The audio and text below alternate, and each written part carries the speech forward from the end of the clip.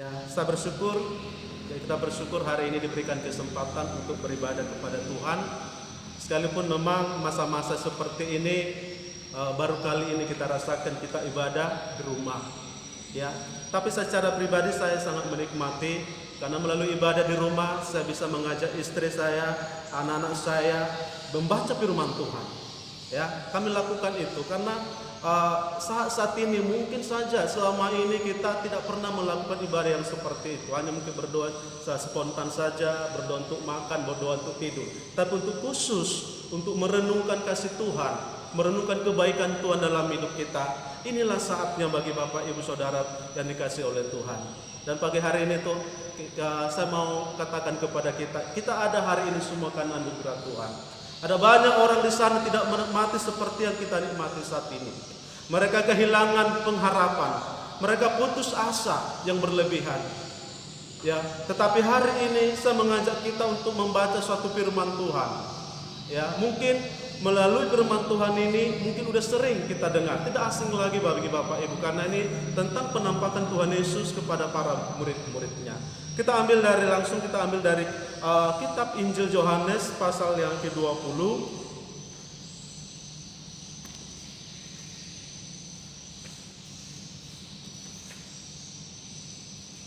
Ayatnya yang ke-24 sampai 29. Injil Yohanes pasalnya yang ke-20 ayat 24 sampai ke-29. Saya akan bacakan untuk Bapak Ibu Saudara yang kasih oleh Tuhan. Yesus menampakkan diri kepada Thomas. Thomas salah satu dari ke-12 pengikut Yesus yang juga dipanggil Didimus, tidak bersama-sama dengan mereka ketika dia menampakkan diri di tengah-tengah mereka. Maka para pengikut lainnya berkata kepada Thomas, "Kami telah melihat junjungan." Tetapi ia berkata kepada mereka, "Jika aku belum melihat bekas paku pada tangannya, serta mencucukkan jariku ke dalam bekas paku itu, dan mencucukkan tangan ke lambungnya, aku tidak akan percaya." Selang 8 hari, para pengikut Yesus kembali berkumpul dalam rumah itu. Thomas pun ada di antara mereka. Tiba-tiba Yesus datang dan sudah berdiri di tengah-tengah mereka, padahal semua pintu dalam keadaan terkunci. Lalu Yesus bersabda, "Sejahtera bagi kamu." Setelah itu Yesus bersabda kepada Thomas, "Ulurkanlah jarimu kemari dan lihatlah tanganku. Ulurkan juga tanganmu dan cucukkanlah ke lambungku. Janganlah engkau tidak percaya, tetapi percayalah." Jawab Thomas kepadanya, "Ya junjungan ya Tuhanku." Sabda Isa kepadanya, "Engkau percaya karena engkau telah melihat aku. Berbahagialah mereka yang percaya sekalipun belum melihat." Bapak Ibu Saudara yang kasih oleh Tuhan Yesus, melalui kebenaran firman Tuhan pada pagi hari ini kita diajak, ya, bagaimana respon para rasul terhadap kebangkitan Tuhan Yesus. Dan sampai sekarang itu masih dipersoalkan orang tentang kebangkitan Tuhan Yesus. Bapak Ibu Saudara yang kasih oleh Tuhan Yesus, kalau kita melihat sekilas dengan pembacaan firman Tuhan ini, langsung kita berkata bahwa Thomas itu adalah seorang peragu atau orang yang tidak percaya. Bahkan kita pernah punya teman, kalau orang teman kita mungkin orang yang tidak suka atau tidak terlalu percaya atau cepat ragu-ragu, sering kita julukan, "Oh, kamu sama seperti Thomas." Thomas seperagu, sulit percaya. Sebelum dia melihat tidak percaya. Apakah betul Thomas ini adalah seorang peragu? Apakah betul Thomas ini betul-betul tidak percaya betul-betul kepada Tuhan Yesus? Karena kalau kita melihat semua, respon para murid pada saat itu berbeda-beda. Ada yang percaya, ada tidak percaya. Pada umumnya semua mereka tidak percaya akan kebangkitan Tuhan Yesus. Padahal selama ini mereka 2,5 tahun mereka sudah bersama-sama dengan Tuhan Yesus. Mereka dipolak dengan baik, diajar dengan baik, diajar berdoa. Mereka melihat keajaiban Tuhan Yesus, menyembuhkan segala penyakit, mengusir roh jahat, mereka mujizat. Mereka sudah saksikan itu. Bahkan sebelum dia diserahkan, sebelum dia disalib, Yesus pernah berkata kepada mereka, "Aku akan mati dan hari yang ketiga aku akan dibangkitkan." Mereka sudah ingatkan, Yesus sudah berulang kali mengingatkan itu. Tapi ketika Yesus betul-betul disalibkan, respon mereka berbeda. Tidak percaya, salah satunya Thomas. "Sebelum aku melihat tangannya, sebelum aku melihat lambungnya yang dicucukkan, yang aku itu, aku tidak akan percaya. Bapak Ibu saudara yang kasih oleh Tuhan Yesus, kalau kita melihat keseluruhan Thomas, ya kita akan belajar apakah betul Thomas orang yang peragu, apakah betul Thomas seperti dijuluki orang yang tidak percaya. Saya akan mengajak kita membaca firman Tuhan ini. Ya, kalau kita mau melihat ini ada 3 hal yang harus kita pelajari. Siapakah Rasul Thomas itu? Yang kedua, benarkah adalah seorang yang ragu-ragu? Mengapa Thomas sulit percaya bahwa Yesus bangkit? Dan pelajaran apa yang kita pelajari kisah Rasul Thomas? Yang pertama, Bapak Ibu, mungkin kalau sejarah Rasul Thomas ini, Thomas adalah salah satu ke-12 Rasul murid Tuhan Yesus. Bahkan di sana dikatakan Thomas adalah Didimus. Ya, Didimus itu kalau saya lihat aslinya, Didimus itu orang dia kembar. Dia tidak ceritakan kembarannya siapa. Tapi Thomas adalah orang kembaran. Dia punya kembaran, tapi tidak jelaskan dia kembarannya siapa. Kita tahu Thomas itu lahir di Galilea pada abad pertama. Ya, dia bekerja sebagai ahli tukang bangunan atau arsitektur. Ya, jadi Thomas mulai pelayanannya melalui bangunan atau tukang arsitektur. Lalu kita melihat Thomas itu disebut juga Rasul India, karena memang Thomas adalah mati di India. Dia memberitakan Injil di India dengan memulai platform dengan jual bangunan atau tukang bangunan. Di sanalah mulai Thomas memberitakan Injil, sehingga kita lihat sampai sekarang ada Santo Thomas ada di sana. Bahkan sekarang gereja Ortodoks Koptik hari ini memperingati Hari Thomas. Kenapa? Karena 6 hari setelah kebangkitan Tuhan Yesus, di sanalah mereka memperingati. Karena hari mereka disebut itu sebagian besar gereja yang ada di India, khususnya Katolik, mereka memperingati adalah Hari Thomas hari ini. Tapi sekarang kita mau mengajak Bapak Ibu Saudara yang kasih oleh Tuhan Yesus, ya, itulah sekilas latar belakang dari Thomas. Dia mati di India, ya, dalam pemberitaan Injil pada tanggal 21 Desember tahun 72 di Malipur, India. Ya, di sanalah Thomas meninggal. Ya. Tapi kalau kita melihat sejarah pendahuluannya ini, saya sampaikan tadi bahwa Thomas sepertinya orang yang ragu-ragu.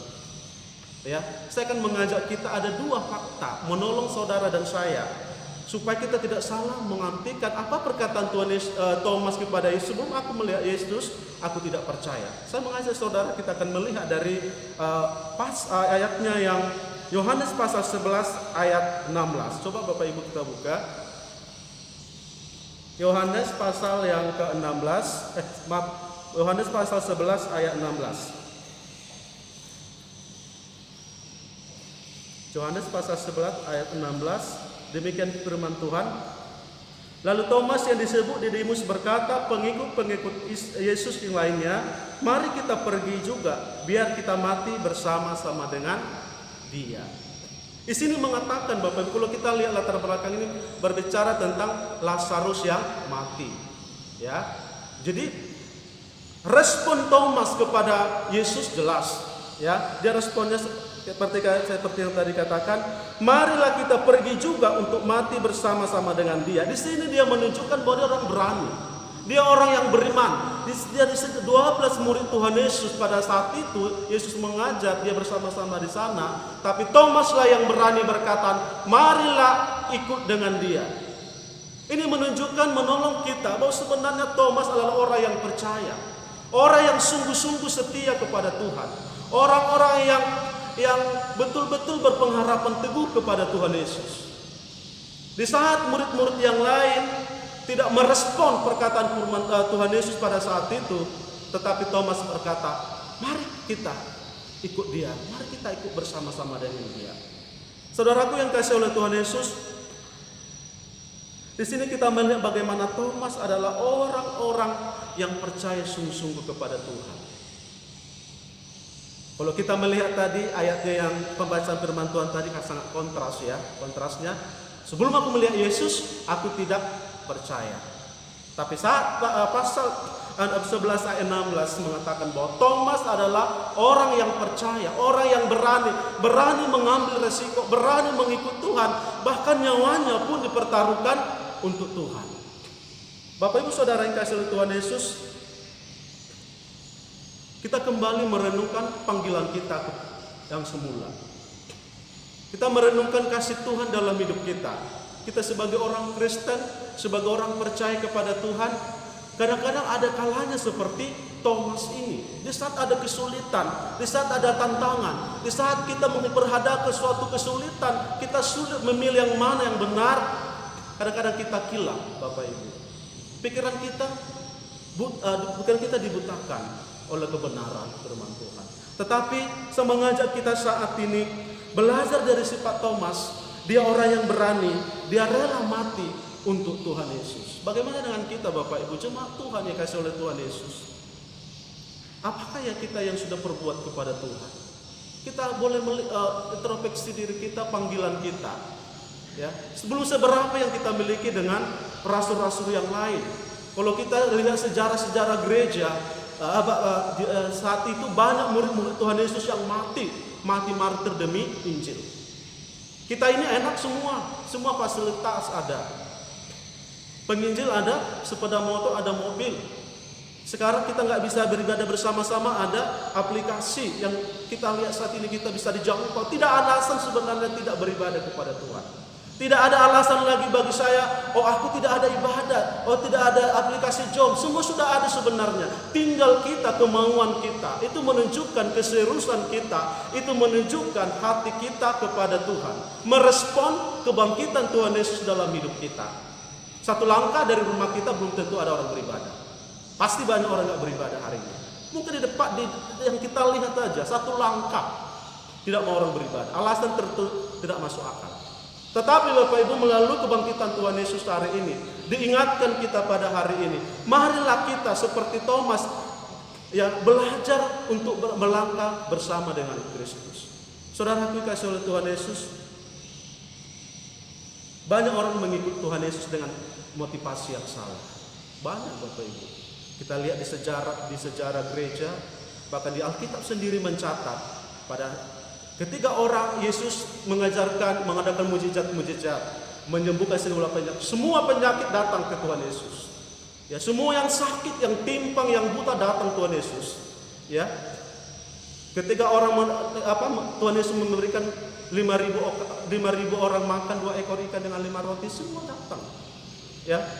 Itu yang terjadi zaman sekarang ini Bapak Ibu. Hanya melalui berkat datang kepada Tuhan Yesus. Banyak orang yang beriman hanya berkat-berkat. Banyak orang beriman hanya mujizat-mujizat. Tetapi apakah kita berpikir kita beriman hanya Yesus yang disalibkan itu yang mati untuk dosa-dosa kita? Itu yang perlu. Banyak gereja-gereja yang mengajarkan sekarang ini. Lihat aja. Media sosial semua sekarang lagi diperbincangkan. Tapi kita belajar ya. Thomas memang ada saatnya dia jatuh. Tetapi dia sampai mati akhir hidupnya dia mengikut Tuhan. Dia memberitakan Injil di India. Ribuan orang India percaya kepada Tuhan Yesus atas pemberitaan Thomas. Bapak Ibu Saudara yang kasih oleh Tuhan Yesus, di dalam Yohanes 11:16 ini mencatat, dia merespon Tuhan. Dia orang berani. Ikut Tuhan tidak ada tanpa syarat. Ikut Tuhan tak perlu tanpa ada syarat-syaratnya. Lihat aja orang-orang pada pengikut Yesus pada zaman dulu ya. Ketika tuh guru, aku mau ikut kamu, tetapi izinkan dulu aku mengizinkan orang tuaku. Ya kan banyak motivasi. Ada orang berkata, guru, bagaimana aku bisa mendapat hidup yang kekal? Tuhan Yesus katakan apa yang dituliskan kita tulis di Taurat. Kasihlah Tuhan Allah dengan segenap hatimu. Apa kamu sudah lakukan? Semua sudah aku lakukan. Sekarang apa lagi guru? Sekarang pergilah jualah hartamu, bagikanlah kepada orang miskin. Dia mulai mengalah. Ada motivasi melayani Tuhan banyak. Ada motivasi mengikut Tuhan. Sampai sekarang itu terjadi Bapak Ibu Saudara yang kasih oleh Tuhan Yesus. Tapi Thomas dalam keraguan-raguannya pada saat itu, tapi dia dihisapkan kembali. Akhirnya dia memang betul-betul orang yang percaya, orang yang beriman, orang yang setia. Dia orang loyalitas sampai hidupnya juga. Dialah orang yang setia kepada Tuhan. Itu yang pertama, menolong saudara dan saya bahwa Thomas itu bukan orang peragu. Sekalipun pada saat itu kita lihat apa alasan Thomas berkata ayat itu, kenapa dia tidak percaya sungguh-sungguh. Ada alasannya. Itu yang pertama. Yang kedua, kita coba melihat kembali ya kitab Yohanes pasal 15 ayat yang kelima. Kitab Yohanes yang ke-15 ayatnya yang kelima.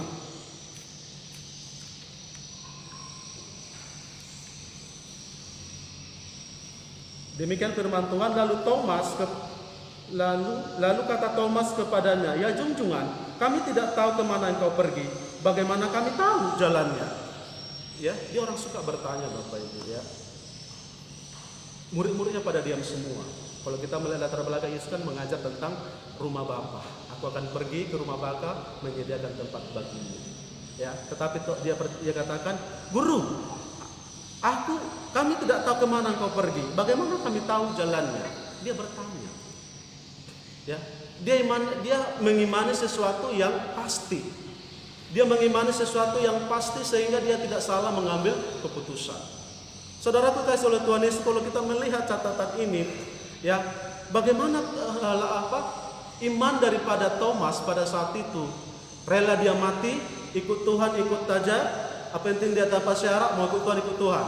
Tetapi pada ayat ini dia mulai bingung bertanya, "Guru, kemana kami pergi? Kemana Guru pergi?" Dia tidak tahu pada saat itu mana apa maksud Tuhan Yesus tentang firman Tuhan ini. Bagaimana aku sama-sama ke sana? Saudaraku kasih Tuhan Yesus, dia suka bertanya. Ada banyak orang yang mengimani yang tidak benar, atau banyak orang yang tidak mengetahui lalu diimani. Banyak sekarang iman yang buta. Banyak sekarang iman yang tidak didasarkan kepada keyakinan kita. Banyak orang percaya belum tentu orang beriman. Tetapi orang beriman sudah pasti orang percaya. Karena iblis juga percaya kepada Yesus. Bapak Ibu Saudara yang kasih oleh Tuhan Yesus, melalui kebenaran firman Tuhan ini, Thomas dalam keberaniannya dia suka bertanya. Kalau dia bingung dia tanya gurunya, supaya dia tidak salah mengambil keputusan, supaya dia tidak beriman kepada yang salah. Karena banyak sekarang ini ahli-ahli kitab, bahkan agama-agama tertentu tidak boleh ditanya imannya. Yang penting kalau tak boleh ditanya, tak boleh diganggu gugat. Tapi kita seperti orang Kristen tidak seperti itu, Bapak. Kita ini bebas bertanya. Kita orang bertanya dalam iman kita, kita bertanya kepada guru kita, bertanya kepada hamba Tuhan, kepada teman-teman, kita perlu bertanya. Kita lihat zaman sekarang ini ada banyak orang ajaran-ajaran yang dibutakan oleh ilalah zaman. Akhir zaman itu lihatlah banyak Bapak Ibu melihat ajaran-ajaran yang tidak sehat, ajaran-ajaran yang tidak benar tentang kebenaran firman Tuhan. Tadi pagi saya ditelepon oleh ada hamba Tuhan, kasih bagi video sama saya. Pendeta duduk di depan, lalu semua pada jemaatnya mencium dia. Saya sudah bagikan ya, kalau Bapak Ibu lihat sudah bagikan. Alangkah mirisnya. Itu ajaran apa sih? Tidak ada diajarkan yang seperti itu. Itu hati-hati, perlu jemaat tahu iman yang seperti apa kita percayai sehingga kita tidak salah mengikut dia. Banyak sekarang pertentangan lihat sekarang katanya kalau kalau ada minyak urapan katanya, terus ada berbahasa roh meningkatkan imunitas kita sehingga kita tidak terkena virus corona katanya. Ya kan banyak ya kan? Sekarang lagi macam-macam gitu. Dari mana sejarahnya? Itu virus itu kan wabah, penyakit. Bahkan orang berani berkata, "Aku hardikam dalam nama Yesus, corona pergi." Itu kadang-kadang membingungkan kita, Bapak Ibu. Imannya seperti apa yang kita yakini? Imannya seperti apa yang kita percaya sehingga kita tidak salah mengikuti. Thomas dia berani bertanya karena dia bingung, dia tahu. Makanya dia ikut Tuhan karena memang dia tahu bahwa Yesus adalah Tuhan. Dan akhirnya nanti kalau kita lihat, "Ya Tuhan, ya guruku," dia langsung bilang seperti itu. Karena dia mulai insaf, dia tahu dan mulai kenal. Bapak Ibu Saudara yang kasih oleh Tuhan Yesus, kita boleh belajar. Kalau kita nggak tahu seperti amat iman kita, saya katakan tadi, kita beriman kepada Allah yang hidup, bukan Allah yang mati. Kita beriman kepada Allah yang menjadikan langit dan bumi, Kita beriman kepada Allah yang menciptakan langit dan bumi. Itulah Yesus yang datang ke dunia ini, menjelma menjadi manusia, dan sudah dinubuatkan dia akan mati, dan mati di kayu salib, dia akan bangkit. Sudah dinubuatkan sebenarnya oleh para ahli. Tetapi lihat apa respon manusia pada saat ini. Ya, kalau gereja kita saat ini, saya percaya kalau kita tanya bokso pasti dia jawab. Tapi ada seorang ahli kitab atau orang agama-agama lain tak perlu diotak-atik keyakinan mereka. Yang penting B tidak boleh diganggu gugat. Itu yang terjadi zaman sekarang ini. Tetapi Thomas tidak seperti itu. Kalau dia nggak tahu, dia tanya. Karena iman kita sebenarnya ya kan perlu bertanya, belajar supaya kita tahu. Karena firman Tuhan berkata iman timbul dari pendengaran firman Tuhan. Iman timbul dari kitab suci. Iman timbul dari pembacaan firman Tuhan. Pertanyaannya sekarang, bagaimana? Sudah sejauh mana kita sudah membaca firman Tuhan? Masalah corona ini Bapak Ibu, setelah kejadian semua di-stopkan, kami ditugaskan di rumah semua, berdoa, berpuasa. Alkitab satu bulan harus siap perjalanan. Kadang-kadang membuat saya stres kadang-kadang. Tapi mau atau tidak mau harus belajar Bapak Ibu. Ini kesempatan bagi kita. Mungkin selama itu ada waktu kita sebenarnya banyak, tetapi kita tidak pergunakan untuk baca Alkitab. Karena seluruh firman Tuhan itu ditetapkan oleh Allah. Kalau kita mau hidup di dalam Tuhan harus belajar dari firman Tuhan. Dan Thomas belajar itu. Dia tidak mau mengambil iman yang salah sehingga dia terjerumus dengan kesalahan. Ya, dia belajar terus dengan firman Tuhan. Tak perlu memang belajar teologi kalau memang nggak ada waktu kita ke sana. Cukup baca firman Tuhan aja kok. Gereja mula-mula dulu diajar kok hal firman Tuhan, baca langsung, ada penerapan langsung seperti itu. Sekarang banyak yang susah rumit teologi kan. Tapi kalau kita belajar aja firman Tuhan, baca firman Tuhan, renungkan firman Tuhan, pasti Tuhan tolong kita. Ya, itu yang mengajak kita jemaat Tuhan yang dikasih oleh Tuhan. Mari belajar, bacalah firman Tuhan. Boksu selalu bilang baca firman Tuhan. Baca, ada waktu baca firman Tuhan. Karena itu dari situlah iman kita timbul. Ya, kadang-kadang saya jujur memang terlalu banyak waktu kita baca buku, main Facebook dan segala macamnya, kita lupa baca firman Tuhan. Itu wajar, itu semua pasti ada. Ya. Itu yang pertama Bapak Ibu yang kita mau belajar hari ini. Bahwa Thomas adalah dari dua sisi ini. Bahwa Thomas bukan orang yang beragu seperti nama yang dijuluki beragu. Tidak, dia orang yang berani, bayar harga, dia ikut Tuhan sampai mati. Yang ketiga, kalau imannya, kalau dia tidak tahu, dia bertanya, ya, supaya tidak salah mengambil keputusan. Karena banyak ajaran-ajaran sekarang ini kita lihat mana yang benar, mana yang sehat. Kembalilah kepada firman Tuhan. Kembali kepada firman Tuhan kuncinya. Ya, ada 3 hal yang sebenarnya saya mau bagikan kepada kita Bapak Ibu mengenai ada 3 hal yang Yesus ingin mengajar kita melalui Thomas. Apa sih maknanya? Apa yang kita pelajari dari Thomas ini?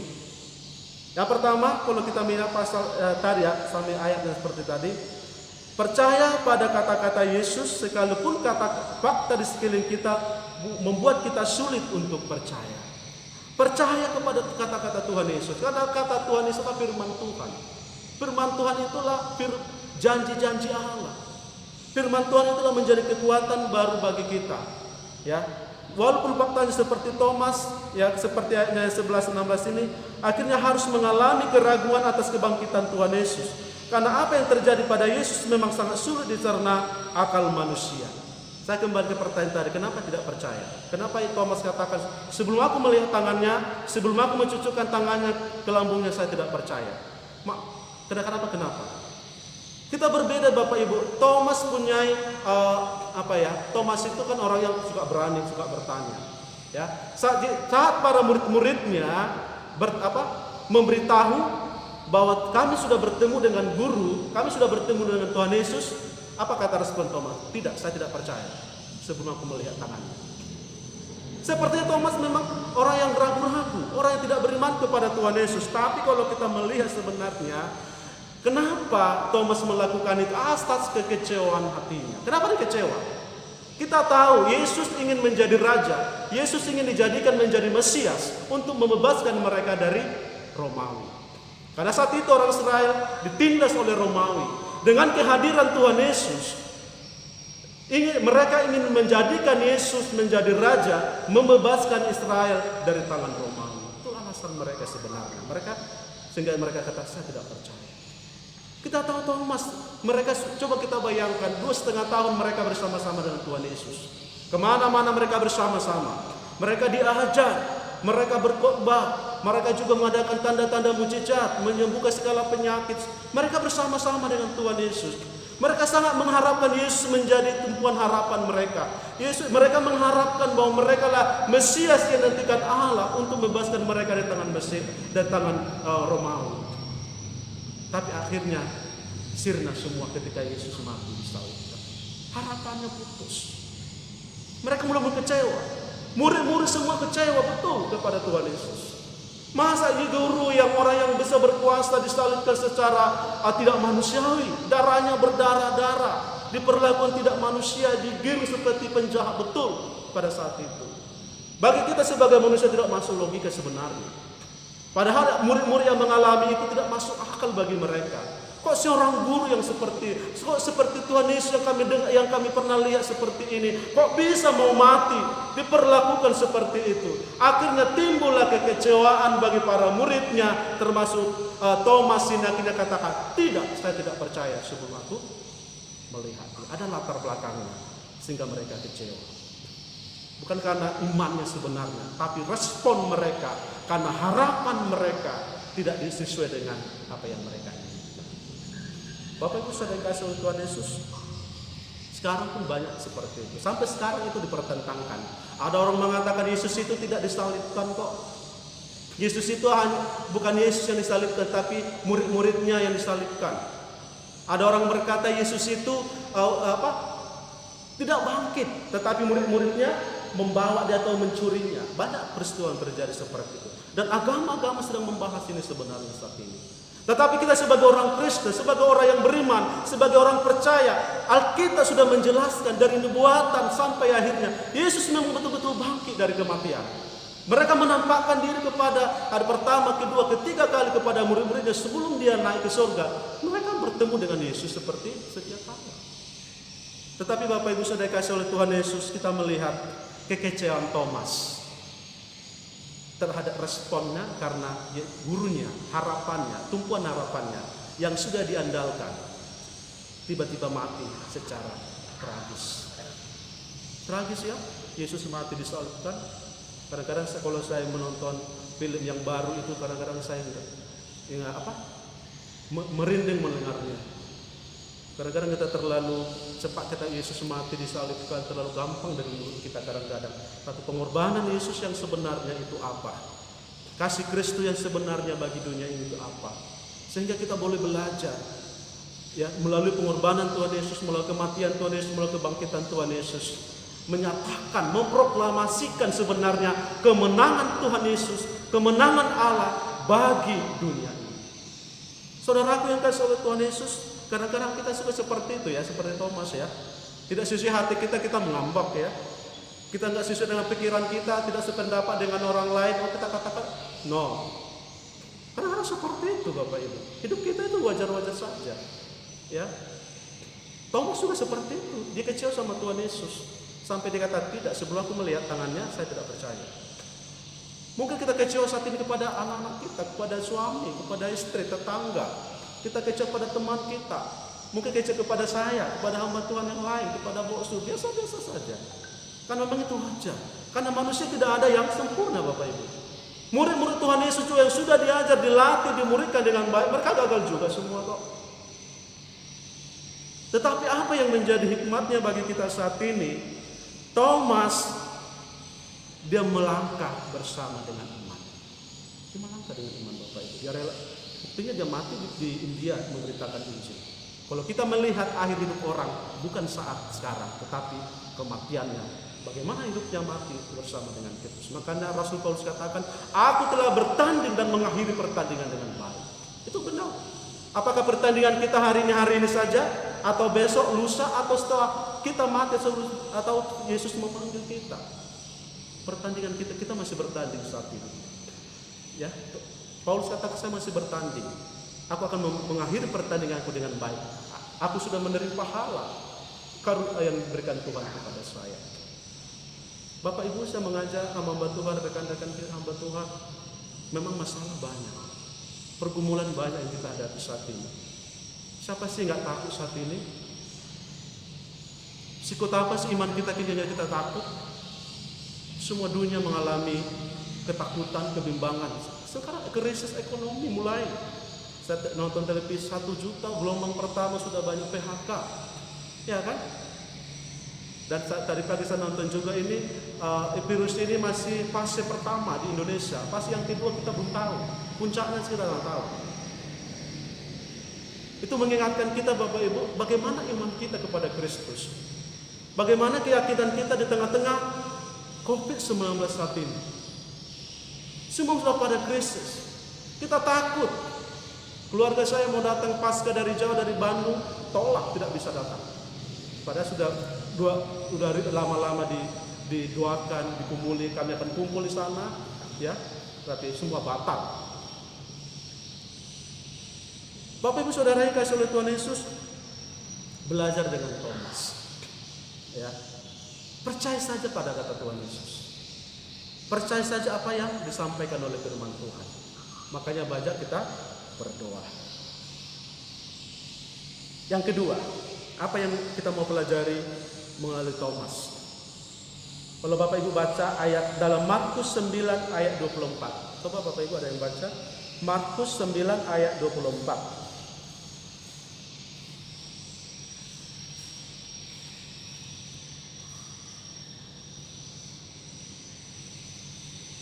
Ada?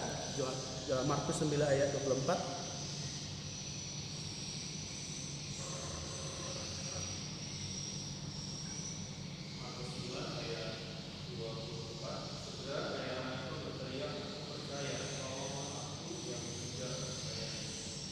Ya, Yesus menghargai keraguan-keraguan yang jujur dan bersedia menolong mereka yang ragu. Kalau kita lihat konteksnya Bapak Ibu, ada seorang ayah punya anak yang sakit.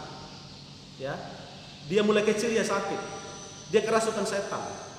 Dia setiap kalau dia kerasukan, dia dibawa oleh iblis atau yang kerasukan itu ke api atau ke air, membuat dia mati.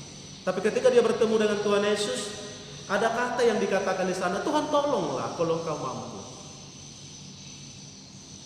Hingga dia terucap kata ini, yang aneh ya, katanya segera ayah anak itu berteriak, aku percaya. Tapi tiba-tiba dikatakan, tolonglah aku yang tidak percaya ini. Ini menunjukkan bagaimana pergumulan yang berat bagi dia. Iman yang harus dia seperti apa yang dia tunjukkan.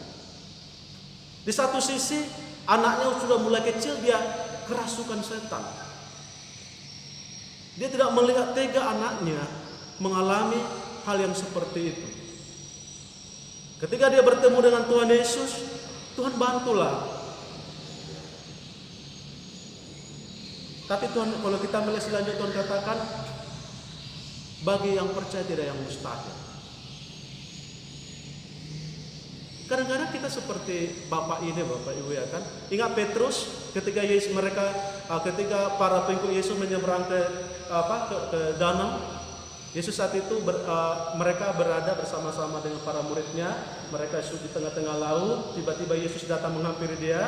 Ya, lalu para muridnya berkata, pada hantu, ada hantu. Mereka ketakutan semua. Tapi tiba-tiba ada orang berkata, itu guru. Langsung Petrus kata, kalau memang kau guru, suruhlah aku berjalan di atas air itu. Apa kata Tuhan Yesus? Mari berjalanlah di atas air ini. Ketika dia berjalan, udah mulai berjalan di atas air, ada goncangan air, tiba-tiba dia mulai tenggelam. Tapi ketika dia tenggelam, apa dikatakan Petrus?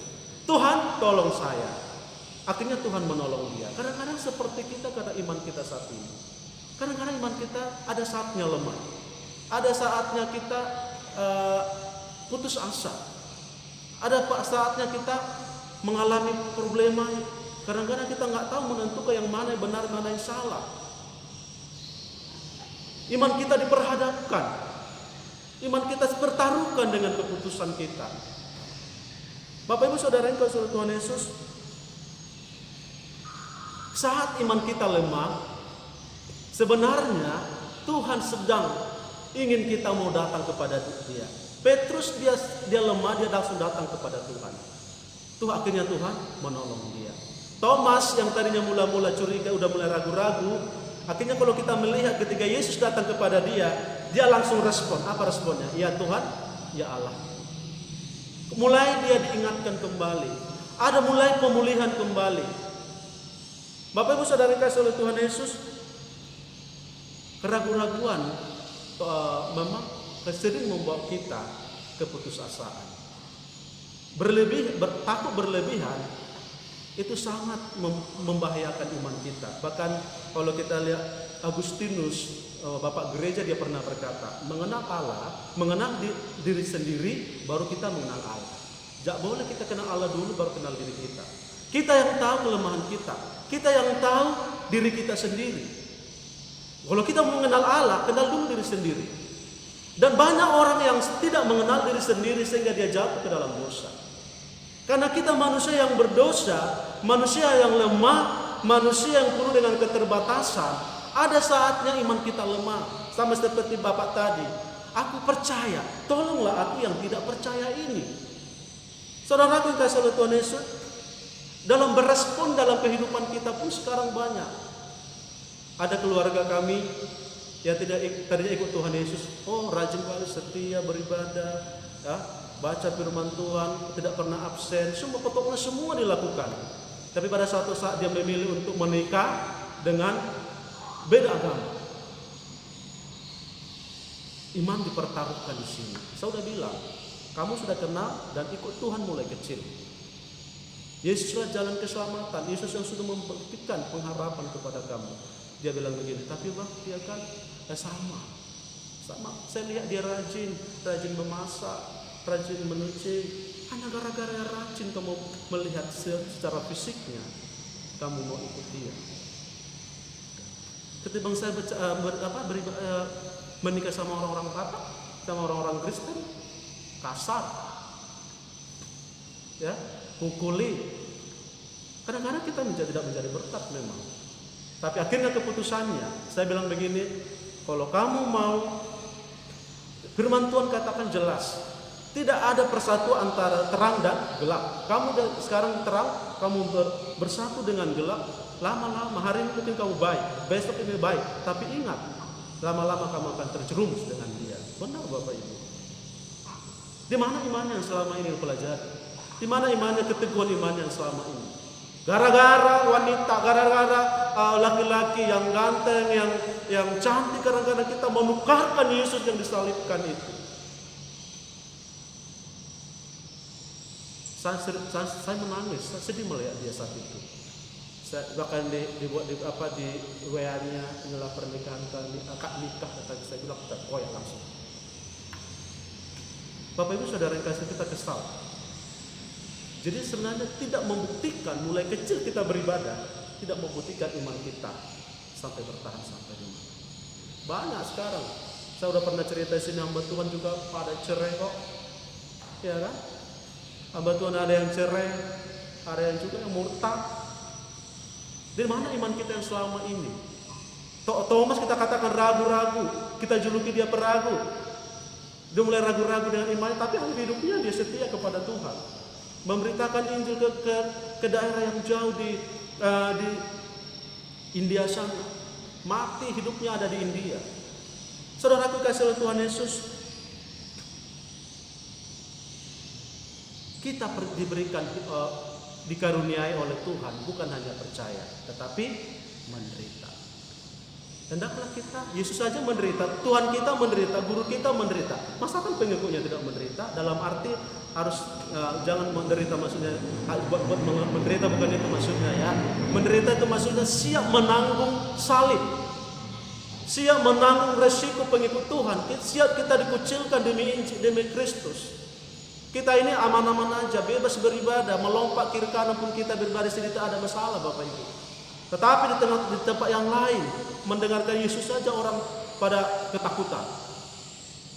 Bapak Ibu Saudara yang kasih oleh Tuhan, semula kecil mau ditanamkan iman itu timbul dari pendengaran firman Tuhan. Timbul firman Tuhan, iman timbul dari pendengaran akan firman Tuhan. Mulai sekarang mari kita baca firman Tuhan dengan baik.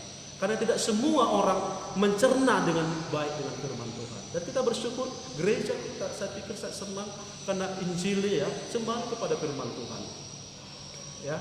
Bapak Ibu Saudara yang kasih oleh Tuhan Yesus, itu yang kedua. Jadi Yesus menghargai keraguan iman kita. Enggak usah kita walaupun orang katakan kamu tidak beriman tak apa-apa. Dan akhirnya kita sadar dalam masa-masa yang sulit itu kita datang kepada Tuhan, kita jujur kepada Tuhan dan Tuhan memulihkan kita.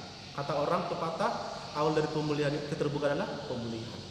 Ya, itu yang kedua. Yang ketiga Bapak Ibu, kita coba baca Yohanes pasal 6 ayat 64. Yohanes 6 ayat 64. Yohanes 6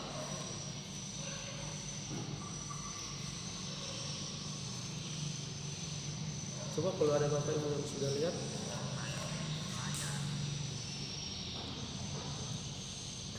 Ada?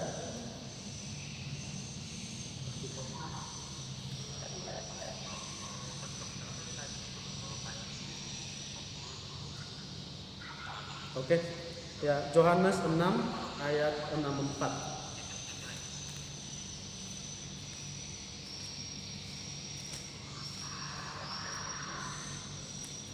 Ayat 64 ini ya. Yohanes 6 ayat 64. Saya bacakan untuk kita. Namun ada juga di antara kamu yang tidak percaya, karena sejak semula Yesus sudah mengetahui siapa-siapa yang tidak percaya dan siapa pula yang akan menyerahkan dia. Ini berbicara tentang pengikut-pengikut Yesus mengundurkan diri di Galilea. Banyak orang mengikut Tuhan Yesus, tapi ketika Yesus memberitakan akan kematiannya, banyak orang langsung mengundurkan diri. Termasuk ke-12 murid Tuhan Yesus pada saat itu adalah ada di sana bersama-sama mereka. Dan kita lihat maksudnya di sini yang bersama yang ayat firman Tuhan ini itu menunjukkan kepada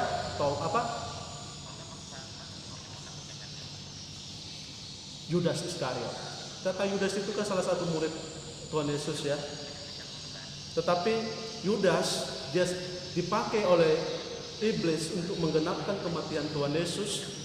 Ketika dia mencium Tuhan Yesus, dan saat itu dia tidak bertobat, dia tidak menyesal, ya akan kesalahan dia. Tapi kita lihat Thomas, dia gagal, tapi dia datang kepada Tuhan, dia minta ampun kepada Tuhan, Tuhan pulihkan dia. Kalau kita melihat ini aku, jangan kau tidak percaya lagi, melainkan percaya lagi. Dan saat itu dia percaya langsung.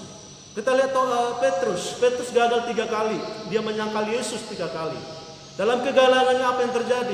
Petrus menyesali, dia berdoa, menangis. Akhirnya Tuhan pulihkan dia. Yakub, si Yudas tidak seperti itu. Yudas malah melarikan diri dan dia tidak mau datang kepada Tuhan. Itu bedanya. Makanya Yesus katakan, kadang-kadang di antara kedua murid aja belum percaya. Apalagi dengan kita Bapak Ibu.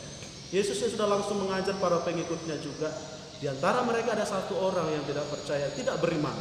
Yaitu saya katakan Yudas Iskariot yang sudah menyerahkan Yesus untuk disalibkan.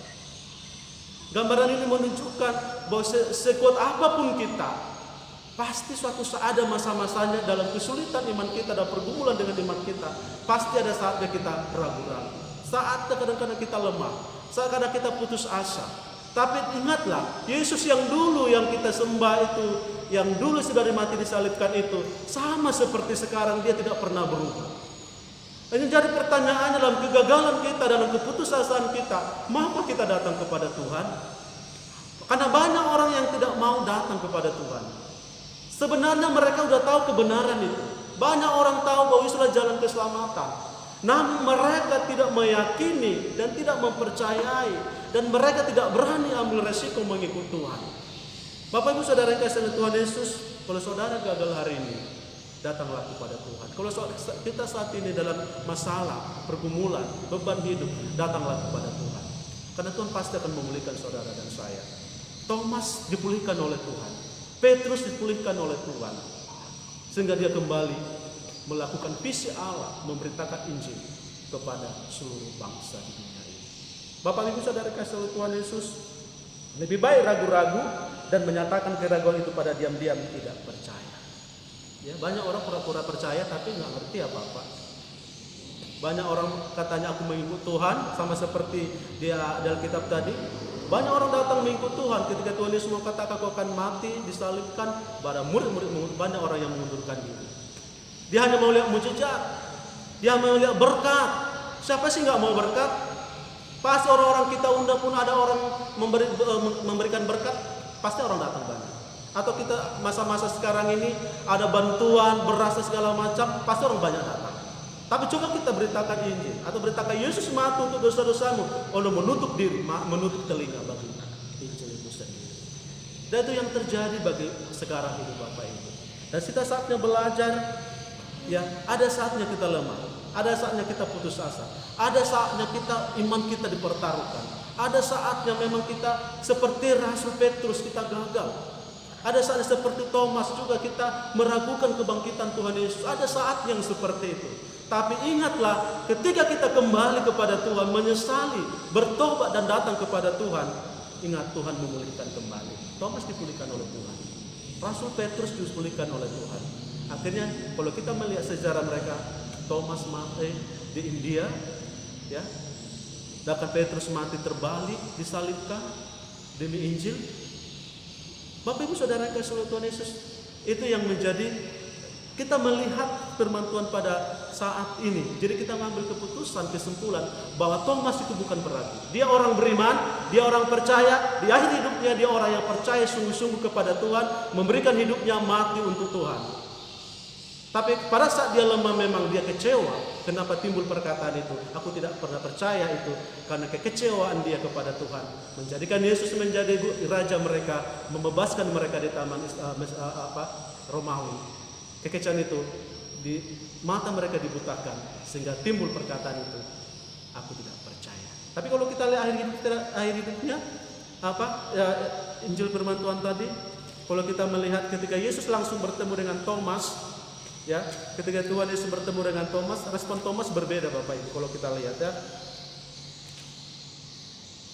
ayatnya yang 27, pasal 20. Setelah itu ia bersabda kepada Thomas, ulurkanlah jarimu kemari dan lihatlah tanganku, ulurkanlah juga tanganmu dan cucukkanlah ke lambungku.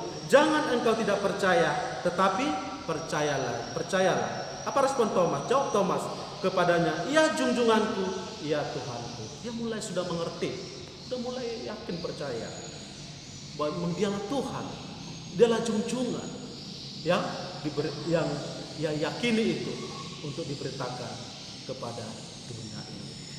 Akhirnya 29 dia katakan, sabda Yesus kepadanya, engkau percaya karena engkau telah melihat, berbahagialah mereka yang percaya sekalipun belum melihat. Ya kadang-kadang iman itu enggak mesti harus melihat ya. Memang orang berkata bermimpi dulu baru beriman. Kadang-kadang seperti itu ya.